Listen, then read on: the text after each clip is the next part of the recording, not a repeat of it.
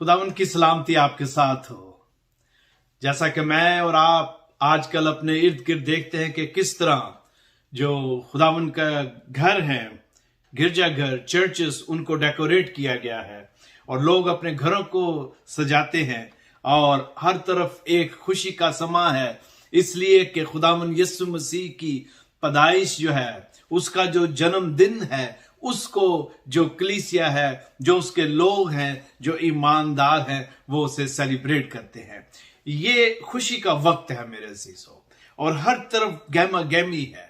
मैं आज आपके लिए खुदावंद के जिंदा कलाम में से एक खास मैसेज है जो क्रिसमस के मौका पर बहुत ही मुनासिब और मौजू है, वो लेकर आया हूं। मेरा नाम पास्टर जॉर्ज वहीद है और आपने लेस लर्न मिनिस्ट्रीज को ज्वाइन किया है, और ये जो पैगामात है ये लेस लर्न मिनिस्ट्रीज इंटरनेशनल के प्लेटफॉर्म से हम आपके लिए लेके आते हैं। मेरा ईमान है कि आज का जो ये क्रिसमस का मैसेज है यकीनन बहुत सारी जिंदगियों को बदलने का बायस होगा। बहुत सारी ऐसी बातें जो शायद पहले ना सुनी हो उनको सुनेंगे, और उसके साथ साथ बहुत सारी ऐसी बातें और बहुत सारी ऐसी चीजें जो कलाम मुकद्दस में लिखी गई हैं यीशु की पैदाइश के वक्त, उनको आपने पहले भी सुना होगा। इस टॉपिक पर, इस मौजू पर आपने अपनी जिंदगी में बेशुमार खुदावन के खादम जो हैं उनसे खुदा का कलाम जो है सुना होगा। लेकिन हम आज यहां पर खुदावन का जो कलाम है उसको खोलते हैं और देखते हैं कि खुदा ने मेरे लिए और आपके लिए इस क्रिसमस पर क्या सबक रखा है। इस क्रिसमस पर खुदा मुझे और आपको क्या सिखाना चाहता है। मेरे अजीजों, हम जानते हैं कि खुदावंद यीशु मसीह की पैदाइश जो है वो कलाम मुकद्दस की पेशन गोइयों के मुताबिक हुई। हम ये भी जानते हैं कि जो कुछ होता है वो खुदावंद की मर्जी से होता है, और हम लूका की अंजील में खुदावंद यीशु की अंजील जो कि लूका की मार्फत लिखी गई, उसमें हम मसीह की पैदाइश का जो वाकया है वो पढ़ते हैं। लेकिन इससे पहले मैं आपको बताना चाहता हूं कि चंद जरूरी बातें जो जिनका जानना हमारे लिए और ज्यादा आसान कर देता है यीशु की आमद, और उस वक्त इर्द गिर्द जो हुकूमतें थी वो, और उसके साथ साथ पहली जो हुकूमतें या मोनार्कीज थी उनके बारे में, और अब यीशु जो ताहयात बादशाह है, जो दाऊद के तख्त पर है, जिसका वादा कलाम मुकद्दस में हमें खुदा दाऊद से करता नजर आता है, उसके बारे में हम देखते हैं। लेकिन मैं चंद बातें जो हैं वो करना चाहता हूं इससे पहले कि हम खुदावंद के जिंदा कलाम की तरफ बढ़ें। पुराने अहदनामा में दानियल की किताब में मैं लेके आपको जाना चाहता हूं थोड़ी देर के लिए, और फिर हम वापस लूका में, और उसके बाद फिर वापस दानियल की किताब में जाएंगे। जब हम दानियल की किताब के दूसरे बाब की 37वीं आयत से उसकी जो 43वीं आयत है उन आयात पर नजर डालते हैं, तो यहां हमें जो पढ़ने को मिलता है वो कुछ इस तरह है कि दानियल इस वक्त कैद की हालत में है, और जो नबूकदनेस्सर बादशाह है उसको एक ख्वाब आता है और वो परेशान होता है, और वो चाहता है कि उसके जो हकीम हैं, जो उल्मा हैं, जो ख्वाब बयान करते हैं, जो उनकी ताबीर बयान करते हैं ख्वाबों की, वो उनको इकट्ठा करता है और मैसेज भेजता है अपने वुजरा के जरिए कि उन आलमों को इकट्ठा करो, और वो उनसे दो बातें कहता है। एक तो ये कि वो ख्वाब भी बताए, जो ड्रीम उसने देखा वो भी, और फिर उसकी जो ताबीर है वो भी करे।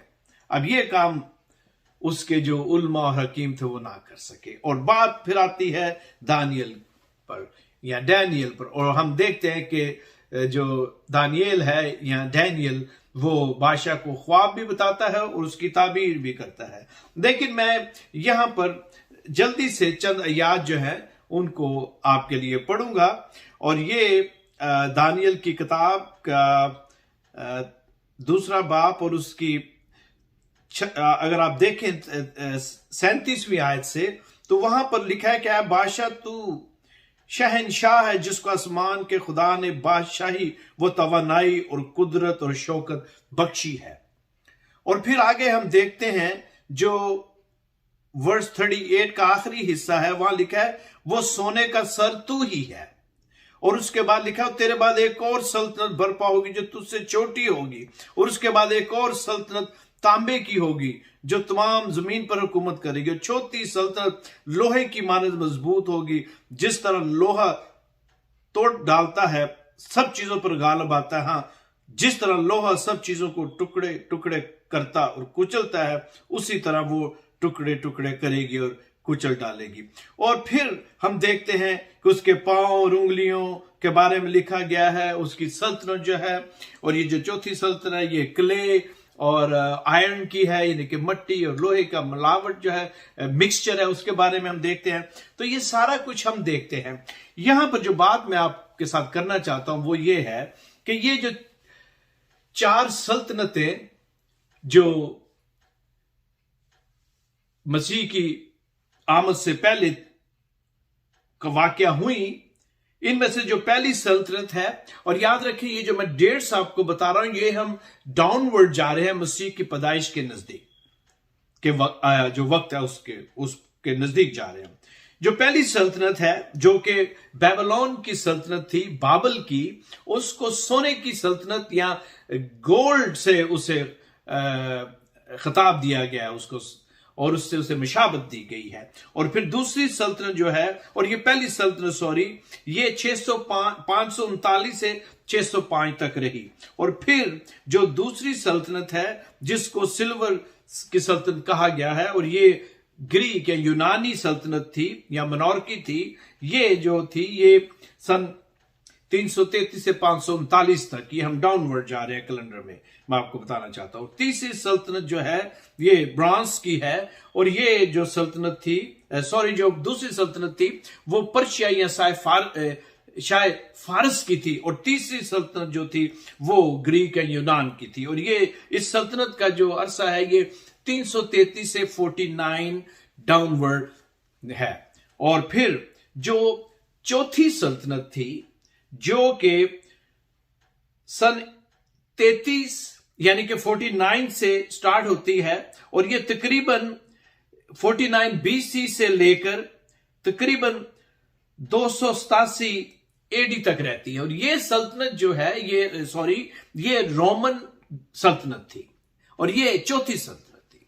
लेकिन जो 5वीं सल्तनत है जिसका आखिर ना होगा, वो सन 33 AD में स्टैब्लिश हुई, जब खुदावन आसमान पर जाते हैं। और ये 33 AD मसीह की जो उम्र है, उस वक्त इसको जो कैलेंडर है उसके हिसाब से जो मोरखीन है, जो हिस्टोरियन है, उसको लिखते हैं। और ये जो सल्तनत है 5वीं सल्तनत, अब ये हमेशा तक कायम रहेगी, क्योंकि इस सल्तनत का आखिर नहीं है। इस सल्तनत का जो इसके तख्त पर बैठा है वो खुदावन है।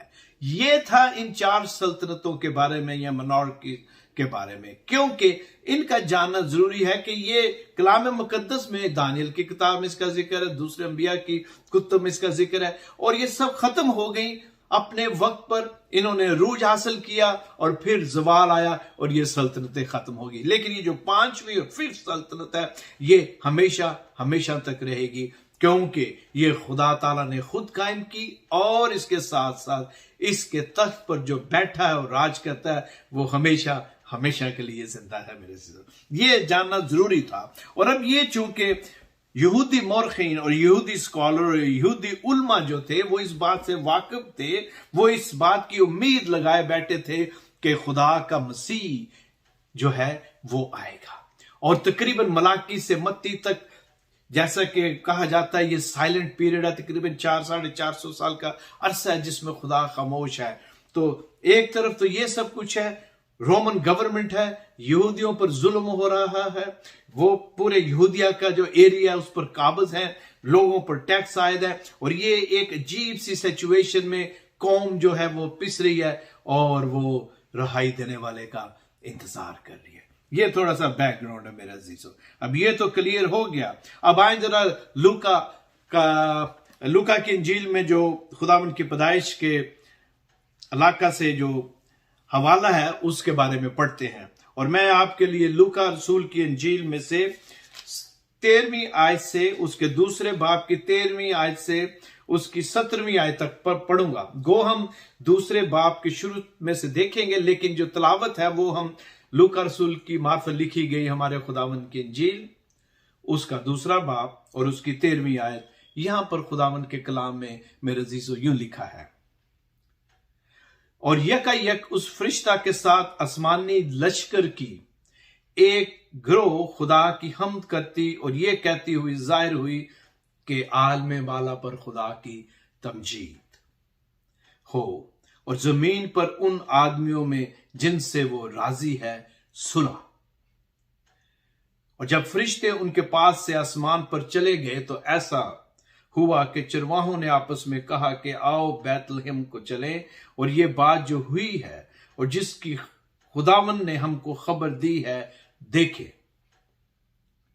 और 16वीं आयत में यूं है, बस उन्होंने जल्दी से जाकर मरियम और यूसुफ को देखा और उस बच्चा को चरनी में पड़ा पाया। और 17वीं आयत में यूं बयान है, और उन्हें देखकर वो बात जो उस लड़के के हक में उनसे कही गई थी मशहूर की। खुदावंद की बरकत उसके कलाम के पढ़े और सुने जाने पर हो। आए हम अपने सरों को झुकाएं। खुदावंद मैं तेरा शुक्र करता हूं इस वक्त के लिए जो तूने हमें बख्शा कि खुदावंद हम तेरे जिंदा कलाम को खोले। आए खुदावंद मैं तेरी मिन्नत करता हूं कि तू मेरी जुबान का जुम्मा ले, अल्फाज का चुनाव बख्श और जुमलों की तरतीब दे। आए खुदावन मैं नहीं तू बोल, और आज इस कलाम के वसीला से हम बहुत सी बरकत जो है जो तू हमें दिया चाहता है उनको हासिल करें। आए खुदावन तू हमारे दिलों की मट्टी को नरम कर, और खुदावन तू हमें सुनने वाले कान, समझने वाली अकल, और खुदावन इस कलाम पर अमल करने वाली जो जिंदगियां हैं वो दे। आमीन। आए अब हम खुदावन के कलाम की तरफ बढ़ते हैं। जो हवाला भी मैंने आपके सामने पढ़ा, गो मैंने इसकी 13वीं आयत से 17वीं आयत तक तिलावत की है, लेकिन मैं वापस 8वीं आयत जो है वहां से शुरू करूंगा। लेकिन इसका सेटअप ये है कि जो चरवाहे हैं, जो गडरिये हैं, वो दिन भर की मेहनत के बाद उनके जो बदन है वो थक चुके हैं, क्योंकि वो अपने जानवरों को, अपनी भेड़ों को चरा रहे थे, और दिन भर की मेहनत के बाद वो अब आराम से रात के वक्त खुले आसमान के नीचे बैठे हुए हैं। और जैसा कि हम जानते हैं कि जो चरवाहे हैं या जो चरवाहे थे वो जहां अपने गल्ला की या अपने माल की या अपने जानवरों की वो हिफाजत करते थे, उनको संभालते थे, उनकी खुराक का इंतजाम करते थे, वहां पर साथ साथ वो दूसरे जो लोग थे उनके जो जानवर होते थे, भेड़ बकरियां, उनको भी चराते थे और उनको उस बात की उजरत मिलती थी।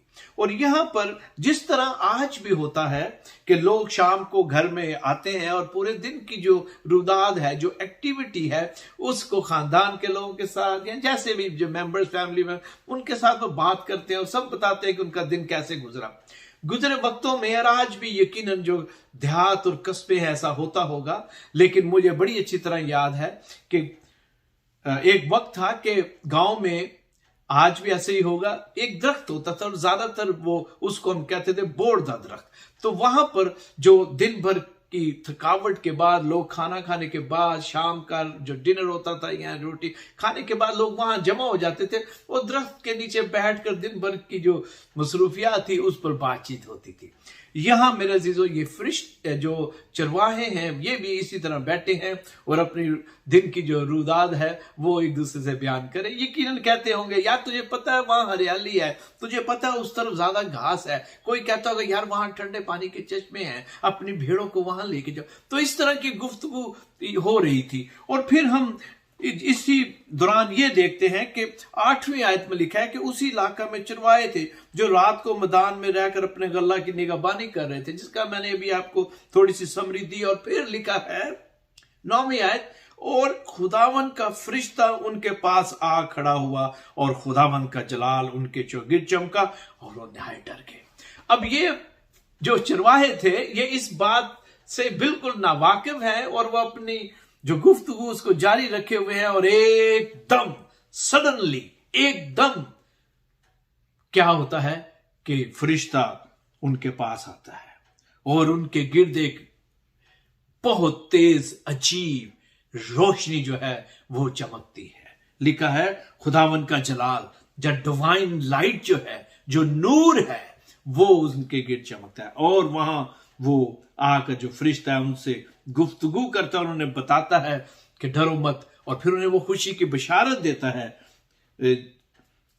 और वो जो चरवाहे हैं वो बड़े ध्यान से पूरी तवज्जो के साथ इस बात को सुनते हैं कि ये जो फरिश्ते हैं ये क्या कह रहे हैं मेरे अजीजों। अब जब ये चरवाहे इस बात को सुनते हैं तो यकीनन वो थोड़े से परेशान हुए होंगे, क्योंकि एकदम वो ये इस बात को एक्सपेक्ट नहीं कर रहे थे कि वो फरिश्तों से हम कलाम होंगे, मतलब फरिश्ते उनसे हम कलाम होंगे। ये तो उनकी सोच में और ख्याल में भी नहीं था कि इस तरह एक बड़ी रोशनी जो है चमकेगी और वो फरिश्ते जो हैं वो आकर उन्हें इस तरह का पैगाम जो है वो देंगे। और हम देखते हैं कि वो जो पेशन गोई है वो पूरी होती है। लेकिन अब गौरतलब बात है, अभी मैं इसको ब्रेक डाउन करता हूं। जो गौरतलब बात है वो ये है, अब मेरा ईमान है कि आपने अपनी जो बाइबल है वो खोली होगी मेरे साथ, और अगर आप देखें जैसा कि मैंने जो मरकजी आयत है उनकी तलावत की है, तो यहां पर अब हम देखते हैं कि जो 13वीं आयत है वहां पर लिखा है, और यकायक उस फरिश्ते के साथ पहले तो उनको खुशखबरी दी गई, चरवाहों को उन्हें खबर दी गई, न्यूज दी गई कि क्या हुआ है, कौन पैदा हुआ है और कहां है। और फिर उसके साथ ही एकदम यकमुश्त उस फरिश्ता के साथ आसमानी लश्कर की एक गिरोह खुदा की हम करती और ये कहती हुई जाहिर हुई। यहां पर गौरतलब बात है कि लिखा है आसमानी लश्कर की एक गिरोह। यहां पर खाली ये नहीं लिखा कि आसमानी लश्कर जो है वो घाता, नहीं लिखा है आसमानी लश्कर की एक गिरोह। इसकी वजह यह है मेरे अजीजों कि जो आसमानी लश्कर है उसमें क्या शामिल है? क्या ये सिर्फ फरिश्ते हैं जो आसमान पर हैं? नहीं मेरे अजीजों, गौर से सुने। ये जो आसमानी लश्कर है इसमें सारा जराम फलक शामिल है। इसमें जमीन पे जो चीजें उसने बनाई हैं, पहाड़, समुंदर, ये सब शामिल है। गो हम देखते हैं कि जमीन पर है ये, लेकिन ये आसमानी लश्कर का ही एक हिस्सा है जब खुदा ने जमीन और आसमान को बनाया और सारी चीजें जो है उनको कायम किया। हाँ, उनकी जो सिचुएशन थी, सिचुएटेड वो कैसे हुए, कुछ को जमीन पर रखा गया और कुछ को आसमान पर। सूरज और चांद और सितारे मेरे अजीजों, और समुंदर और पहाड़ और फिजा, हर एक चीज, आसमान के जो फरिश्ते हैं और वो बुजुर्ग जो खुदावन जो आसमान पर पहले जा चुके हैं मेरे अजीजों, ये सारा एक लश्कर था, ये एक हजूम था, एक बहुत बड़ा गिरोह था। और लिखा है इस लश्कर का एक गिरोह। ये ऐसे ही है मेरे अजीजों, आज वो सब खुश है, लेकिन ये ऐसे ही है जैसे किसी बहुत बड़े चर्च की क्वायर हो, वहां 200, 300, 400 लोग होंगे, इससे भी ज्यादा, और वो सब पीछे जो क्वायर के लोग हैं पीछे बैठे हैं और आगे जो लीड करने वाले होते हैं वो थोड़े होते हैं। आपने अक्सर जो क्रूसेड होते हैं वहां देखा होगा कितनी बड़ी क्वायर होती है, लेकिन सिर्फ चंद लोग होते हैं जिनके पास माइक होते हैं और वो उसको लीड करते हैं।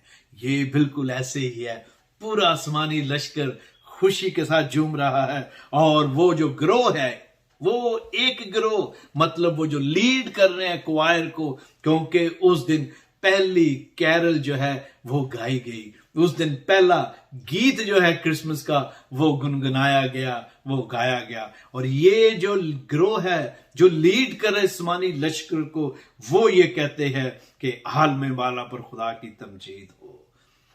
लेकिन इससे पहले मैं आपको जरा पैदाइश की किताब में लेके चलना चाहता हूं मेरे अजीजों, क्योंकि इस आसमानी लश्कर का गुनगुनाना, इसका इंतजार सदियों से था।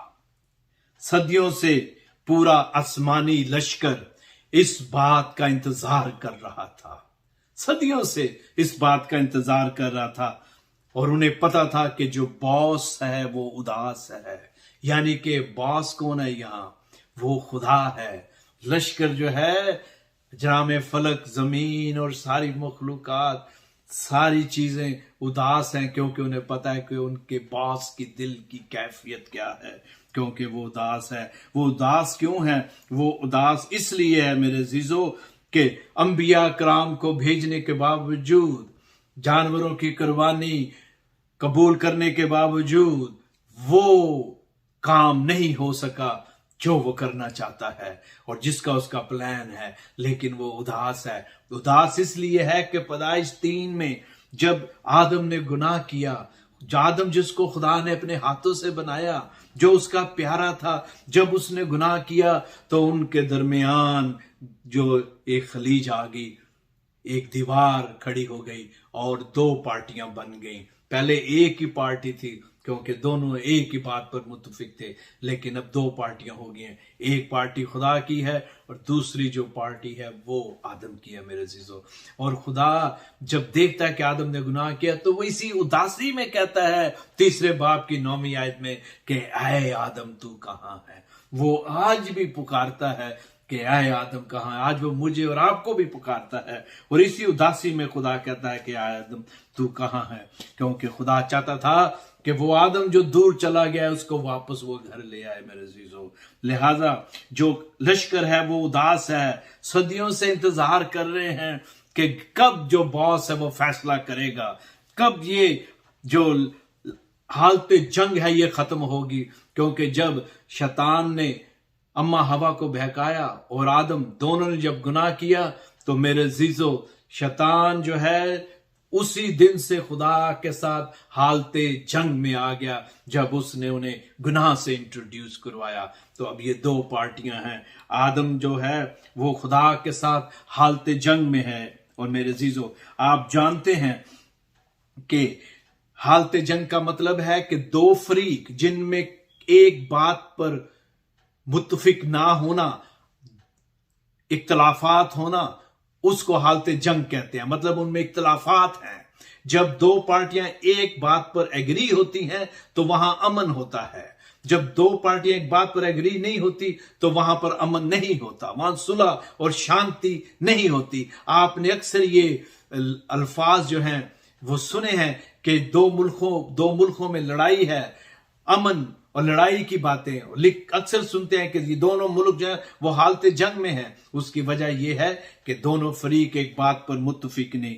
जब ये दोनों फरीक यानी जो आदम है, खुदा तो प्यार से भरा हुआ है, लेकिन आदम ही खुदा से दूर हो गया अपने गुनाह की वजह से मेरे अजीजों। और इस तरह दोनों में इख्तलाफ हो गया और 2 पार्टियां हैं। आपको ये भी पता है और आपने अक्सर देखा है, एक्सपीरियंस किया होगा कि जब 2 पार्टियों या 2 जो फरीक हैं उनमें अगर जंग होती है तो क्या होता है, हमेशा एक पार्टी या एक फरीक पावरफुल और ताकतवर होता है और दूसरा फरीक या पार्टी जो है वो वीक होती है।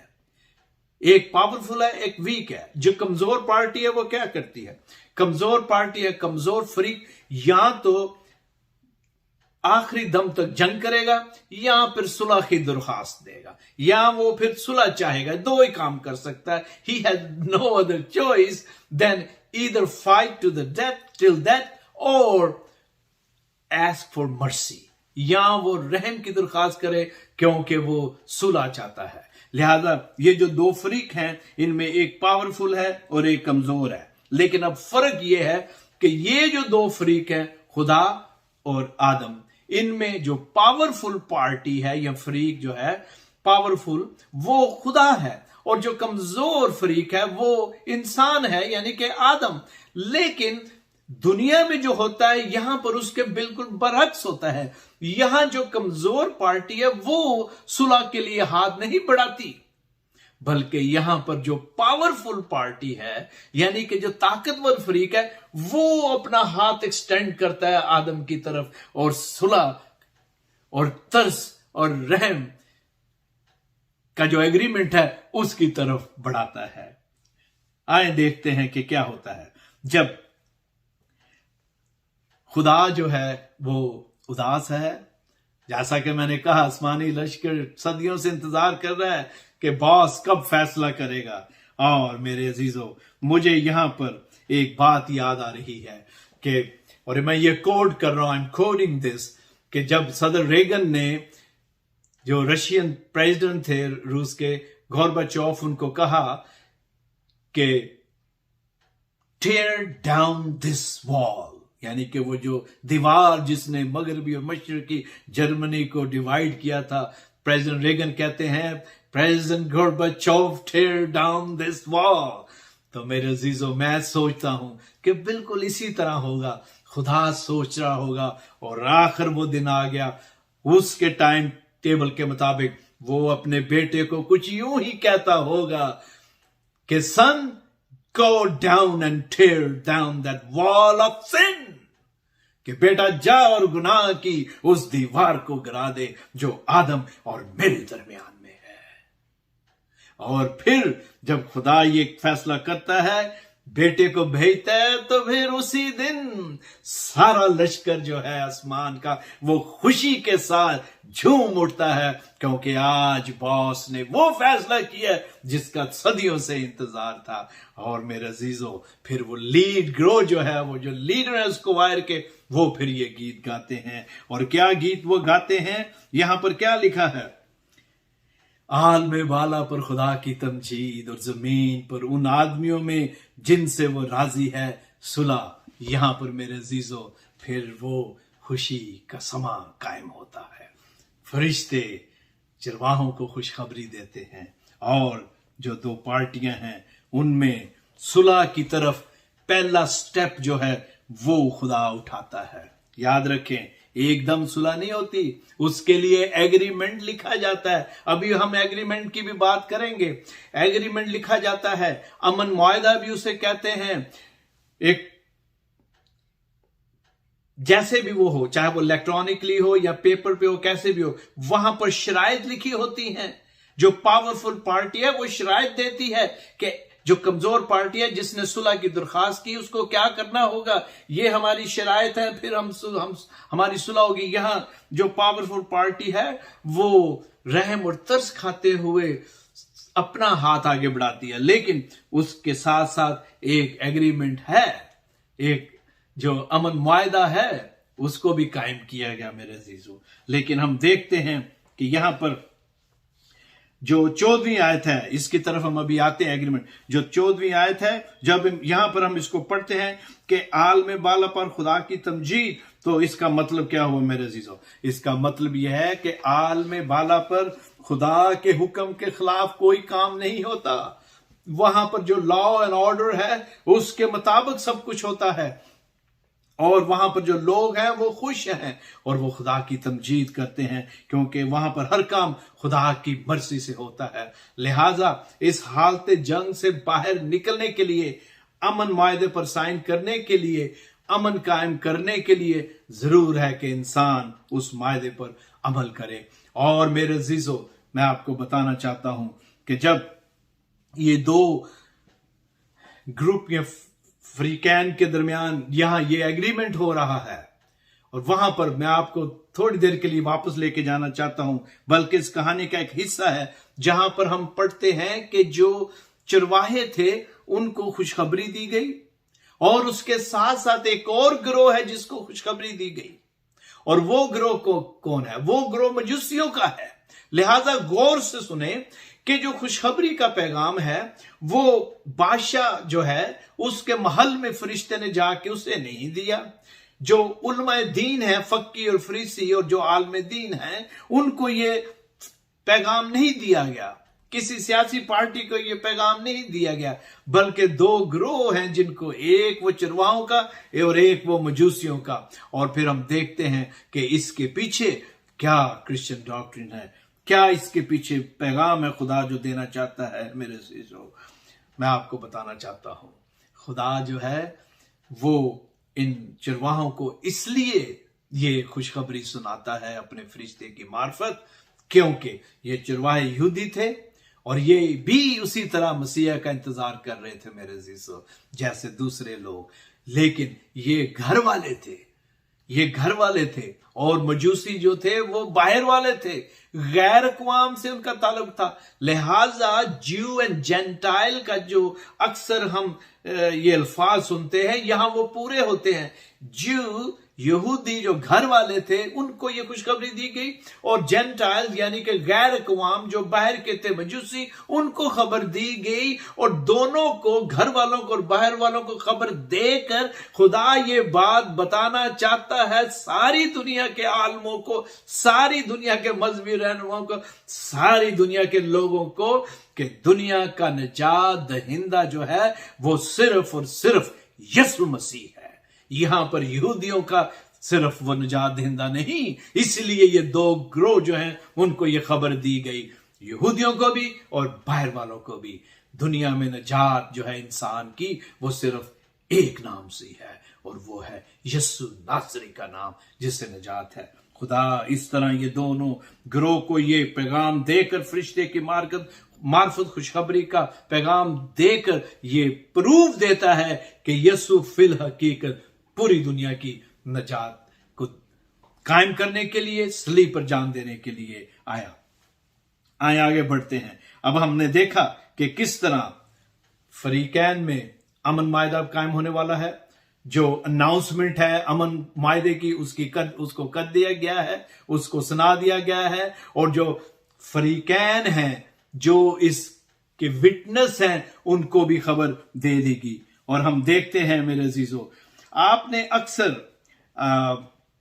ये, अगर आपने खुद नहीं एक्सपीरियंस किया, लेकिन आपने हो सकता है सुना हो कि जब किसी का बेटा या बेटी काफी अरसा बाहर रहने के बाद या घर से दूर रहने के बाद वापस घर आते हैं, तो कितना ज्यादा घर वालों के लिए खुशी का समा होता है। और अगर कोई बेटा या बेटी नाराज होकर माँ बाप से घर छोड़कर चले जाए, तो मेरे अजीजों, माँ रोज दरवाजे की तरफ देखती है, बाप दरवाजे की तरफ देखता है, और उसकी आंखें तरसती हैं कि काश मेरा बेटा वापस आ जाए, कब मैं अपनी औलाद को दोबारा देखूंगा। आज यही हुआ कि मेरे अजीजों, फाइनली जो खुदा है वो फैसला करता है, और वो खुश होता है कि अब मेरा बेटा घर लौट आएगा। मतलब जो रूहानी तौर पर मौत वाकया हो गई थी, उसमें से उसे निकालने के लिए खुदा पहला स्टेप जो है उसको कायम करता है, यानी कि यीशु का पैदा होना मेरे अजीजों। और अब हम देखते हैं कि जो 13वीं आयत है, इसका जो दूसरा हिस्सा वहां लिखा हुआ है, और जमीन पर उन आदमियों में से जिनसे वो राजी है सुलह। याद रखें, खुदा जिनसे राजी है उनके साथ उसकी सुलह। मतलब जो खुदा की बातें मानते हैं, उसके अमन मायदे पर अमल करते हैं, उनके साथ उसकी सुलह है। मतलब जो भी इंसान खुदा की मर्जी के मुताबिक, कलाम की मर्जी के मुताबिक, क्रिश्चियन डॉक्ट्रिन जो है इसके मुताबिक इसको समझता है और फिर इस पर अमल करता है, उसकी खुदा के साथ सुलह है। और हर वो शख्स जो मसीह से ना वाकिफ है, हर वो शख्स जो मसीह को या तो ठुकराता है या ना वाकिफ है, उसकी अभी तक खुदा के साथ सुलह नहीं। ये मैं खुदा के जिंदा कलाम में जो लिखा है उसके मुताबिक आपको बता रहा हूं। अगर आपकी खुदा के साथ सुलह नहीं, तो खुदा के साथ सुलह करें, उसके साथ जो पीस एग्रीमेंट है उसको कायम करें मेरे अजीजों। वो बहुत खुश होता है जब एक गुनाहगार जो है वो तौबा करता है। आलम बाला पर उसकी तमजीद है। लिहाजा अगर आपकी अभी तक खुदा से सुलह नहीं, मतलब सिर्फ चर्च जाना, घरों को डेकोरेट कर देना, चर्च को डेकोरेट कर देना, कैरल सिंगिंग, होली कम्युनियन, ये सारी चीजें ठीक है मेरे अजीजों। गुड फ्राइडे वाले दिन 7 कलमात की जो इबादत है वो ठीक है, मसीह के जिंदा होने की, ईस्टर की सेलिब्रेशन, ये सब कुछ ठीक है, ये सब कुछ हमारे ईमान को बढ़ाने का बाइस है। लेकिन जो कलाम की असल तालीम और टीचिंग है वो है हर एक शख्स का मसीह के साथ पर्सनल रिलेशनशिप जो है वो होना चाहिए। जब आपका और मेरा मसीह के साथ पर्सनल रिलेशनशिप होगा, तो इसका मतलब हो गया कि मैंने और आपने एग्रीमेंट पर साइन कर दिए, पीस एग्रीमेंट, सुलहनामा पर साइन कर दिया, और फिर खुदा के साथ हमारी सुलह है। अब हम हालते जंग से बाहर आ गए हैं। ये मेरे अजीजों है यहां पर कि जमीन पर उनमें से जिनसे वो राजी है सुलह। और ये इलेक्शन की डॉक्ट्रिन है जो फिर किसी वक्त हम बात करेंगे। अब आ जाते हैं कि जो एग्रीमेंट है उसमें क्या लिखा है। अब एग्रीमेंट की बात हो गई। पीस जो एग्रीमेंट है वो क्या है? खुदा की मर्जी के मुताबिक जिंदगी को बसर करना। लेकिन इसके साथ साथ चंद बातें हैं जो वहां पर एज ए आर्टिकल लिखी गई हैं, और वो क्या होंगी? नंबर 1, यीशु मसीह को अपना शख्सी नजात दहिंदा मानना। नंबर 2, यह शख्सी नजात दहिंदा मानना। नंबर 2, मसीह यीशु के नाम पर तौबा का बपतिस्मा लेना। और फिर उसके साथ मेरे अजीजों अपनी जिंदगी जो है उसकी मर्जी से बसर करना। ये 3 वो आर्टिकल्स हैं जो उस अमन मुआहदे में, पीस एग्रीमेंट में लिखे हैं। जब ये होंगे मेरे अजीजों तो फिर हमारी खुदा के साथ सुलह होगी और हम हालत जंग से बाहर आ जाएंगे और खुदा हमारे साथ राजी होगा। मेरे अजीजों, मैं आपको बताना चाहता हूं कि ये 5वीं बादशाह जो है इसका कभी आखिर ना होगा, क्योंकि लिखा है कि दाऊद के तख्त पर बादशाह की कभी कमी ना होगी। और अब जो बादशाह बैठा है वो हमेशा हमेशा के लिए बैठेगा। मेरे अजीजों, अब मैं आखिर में इसको रैप करते हुए आपको वापस दानियल की किताब में लेके चलना चाहता हूं। लेकिन इस दफा हम दानियल की किताब की उसके 5वें बाब में से हम तलावत करेंगे, और मैं ये रेफरेंस जो है उसको देखना चाहता हूं, आपके लिए पढ़ूंगा मैं। आप निकाल लें अगर आपके पास कलाम मुकद्दस है। दानियल 5 और उसकी 24वीं आयत से 29वीं आयत तक यहां पर यूं लिखा हुआ है, बस उसकी तरफ से हाथ का वो हिस्सा भेजा गया और ये नविश्ता लिखा गया। ये वो वाकया है जहां जो बादशाह है वो अपने उलमा के साथ, अपने उमरा के साथ, वुजरा के साथ, दोस्तों के साथ ज़ियाफत में मशगूल है, और उसने जो खुदावन के घर के ज़रूरत थे, जो बर्तन थे, उनको उसने इस्तेमाल किया, मैखोरी की और खुदा के हुक्म को तोड़ा और उन्हें नापाक किया। और यहां लिखा है कि वो जो हाथ है, वो जो उंगलियां जो जाहिर होती हैं, वो एक नविश्ता है जो यहां पर दीवार पर लिखा जाता है, और वो नविश्ता ये है कि मने मने तकील वो फरसीन। और इसके मानी ये हैं जैसा कि यहां लिखा है, मने यानी कि खुदा ने तेरी ममलकत का हिसाब किया और उसे तमाम कर डाला। तकील यानी तू तराजू में तोला गया और कम निकला। फरीस यानी तेरी ममलकत की मनकसम हुई और मादियों और फारसियों को दे दी गई। और यही वो वक्त था जब शाह फारस ने इसकी सल्तनत को तबाह बर्बाद कर लिया, उसने इस पर फतह हासिल की। मेरे अजीजों, यहां पर लिखा है कि तू तोला गया और कम निकला। इसका मतलब ये हुआ मेरे अजीजों के नबूकदनेस्सर और उसकी पूरी राय जो थी, बाद में वो अखलाकी तौर पर बिल्कुल गिर गई। वो उस दर्जे तक आ गई कि खुदा को उनके खिलाफ हाथ उठाना पड़ा। मेरे अजीजों, जब कोई कौम अखलाकी तौर पर खुदा की जो बातें और जो लॉ एंड ऑर्डर उसने कायम किया है उससे रूगर्दानी करता है, तो फिर उसकी सजा होती है। मैं आपको बताना चाहता हूं, यहां वो अखलाकी तौर पर गिर गए और इसलिए because of that moral corruption he fail less, वो वजन में कम निकला। और मेरे अजीजों, अब ये सवाल कुछ इस तरह मेरे और आपके लिए भी है कि हमारी खुदा के साथ सुलह तो होगी, जो अमन का एग्रीमेंट है वो तो कायम हो गया, लेकिन अब सवाल ये है कि क्या मैं और आप अपनी जो जिंदगी है उसको कलाम के मुताबिक बसर करते हैं या नहीं है। नबूकदनेस्सर के दिन कम हो गए, वो तोला गया तो कम निकला मेरे अजीजों, और उसकी जो गवर्नमेंट थी वो तकसीम हो गई। काश खुदावन मुझे और आपको ये तौफीक दे कि हम ईमानदारी के साथ उसके साथ चलें, सुलह और अमन का ये जो एग्रीमेंट है इसको सामने रखें, याद रखें, यीशु के साथ हमारा रिलेशनशिप हो और हम अखलाकी तौर पर बुलंद हो, वो जो मियार और स्टैंडर्ड खुदावन ने कायम किया है उसके मुताबिक अपनी जिंदगी बसर करें। ये ना हो कि मुझे और आपको अगर वो तोले तो हम वजन में कम निकलें। हमें इस बात का ख्याल रखना चाहिए इस क्रिसमस के मौका पर। मेरे अजीजों, पिछले जो क्रिसमस हमने हर साल सेलिब्रेट किए हैं शायद हमने यूं ना सोचा हो, लेकिन आज मेरे और आपके लिए सोचने का इम्कान है। क्या आने वाले दिनों में मैं आज से इसी लम्हे से ये फैसला करूं कि खुदावन के साथ जो एग्रीमेंट हुआ है आदम का, खुदा का, यानी कि खुदा के बेटे यसु जिसने सलीब पर जान देकर हमें छुड़ाया। और फिर आखिर में ये कहना चाहता हूं कि जिस तरह कोई भी एग्रीमेंट है उस पर सील लगती है, ये जो एग्रीमेंट है इस पर कलवरी से बहने वाले खून के साथ हमेशा की जो मोहर है, सील जो है वो लगा दी गई है मेरे अजीजों। और इस सील को कोई नहीं तोड़ सकता सिवाय उसका जिसने ये सील लगाई है। काश खुदावन मुझे और आपको इस क्रिसमस पर ये तौफीक बख्शे कि हम अमन मायदे की पासदारी करें और उस सील की तरफ ध्यान रखें, क्योंकि वो उसका प्रेशियस ब्लड है जो उसने मेरे और आपके लिए बहाया। काश खुदावन अगर हमें आज तोले तो हम वजन में पूरे उतरे। खुदावन आपको बरकत दे। Let's pray. खुदावन मैं तेरा शुक्र करता हूँ आज के इस दिन के लिए, इस वक्त के लिए, इस सबक के लिए जो तूने दिया। हमें तौफीक बख्श के खुदावन हम उस अमन मायदे को हमेशा याद रखें और उस सील को याद रखें जो तूने अपने लहू से लगाई।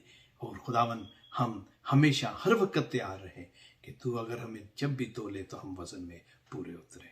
खुदावन तू हमारी सहायता करना। आमीन। खुदावन आपको बरकत दे। मेरी तरफ से आपको, आपके खानदान को, आपकी कम्युनिटी को, आपके चर्च को, सबको मैरी क्रिसमस।